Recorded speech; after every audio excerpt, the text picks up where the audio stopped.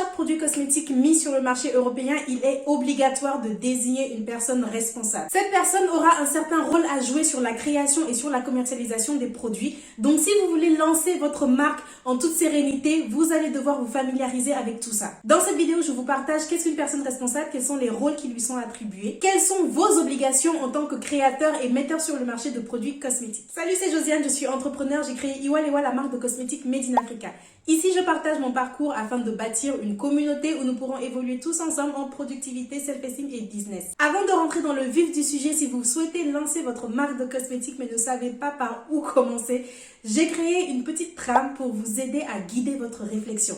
Je vous invite à la télécharger gratuitement en barre de description. Qu'est-ce qu'une personne responsable en cosmétique? Sans plus tarder, c'est parti pour la vidéo. Première partie, qu'est-ce qu'une personne responsable et quelles sont ses obligations? D'après le règlement qui détaille les obligations des fabricants, importateurs, utilisateurs, en cosmétique, la personne responsable est toute personne physique ou morale établie dans la communauté européenne qui agit pour tous les pays d'Europe à la fois. Son rôle est de garantir que chaque produit mis sur le marché est conforme au règlement cosmétique qui vise à établir que le produit cosmétique peut être utilisé en toute sérénité. La personne responsable, c'est donc la personne qui doit vérifier que les produits cosmétiques mis sur le marché sont créés et commercialisés selon les normes européennes en vigueur. Elle sera l'interlocuteur privilégié des autorités et doit s'assurer que chaque produit cosmétique mis sur le marché, détient un dossier information produit, a fait l'objet de tests réglementaires, est créé à partir de formules ayant fait l'objet d'une notification sur le portail européen, est étiqueté conformément à ce qu'exige la réglementation européenne. En gros, c'est la personne qui doit vérifier que toutes les règles sont respectées. La désignation officielle d'une personne responsable pour chaque produit mis sur le marché est obligatoire. Sans ça, il n'y a pas de commercialisation possible. Cette désignation apparaît dans le dossier information du produit, mais apparaît également sur son étiquette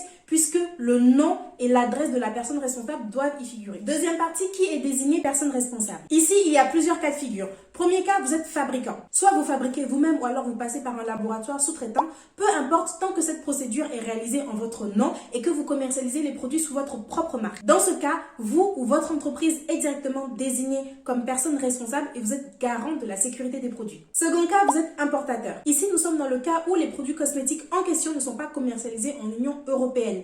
Disons que vous avez repéré une marque de cosmétiques qui marche très bien au Japon et vous vous dites que ça peut également marcher en France. Vous décidez d'acheter en gros et de venir revendre ici. Dans ce cas, vous êtes aussi automatiquement personne responsable. J'ai fait une vidéo complète sur vos obligations et les règles à respecter si vous souhaitez importer un produit cosmétique en Union européenne. Je vous laisse la consulter si c'est un sujet qui vous intéresse. Troisième cas, vous êtes distributeur. Contrairement à l'importateur, vous décidez d'acheter en gros et de revendre des produits qui existent déjà dans l'Union européenne. Vous ne serez pas désigné comme personne responsable tant que vous revendez ces produits sous le nom du créateur ou sous le nom de la marque initiale. Si vous faites de la revente sous votre propre nom, sous votre propre nom de marque, vous remettez la responsabilité sur vous. Vous avez maintenant une idée de qui a quelles obligations, mais il faut quand même préciser que quel que soit le cas de figure, vous pouvez déléguer le rôle de personne responsable à un cabinet de toxicologie par exemple. Beaucoup proposent ce service, donc contre une certaine somme, ils deviendront personnes responsables à votre place, ils seront garants de la sécurité des produits maintenant à votre place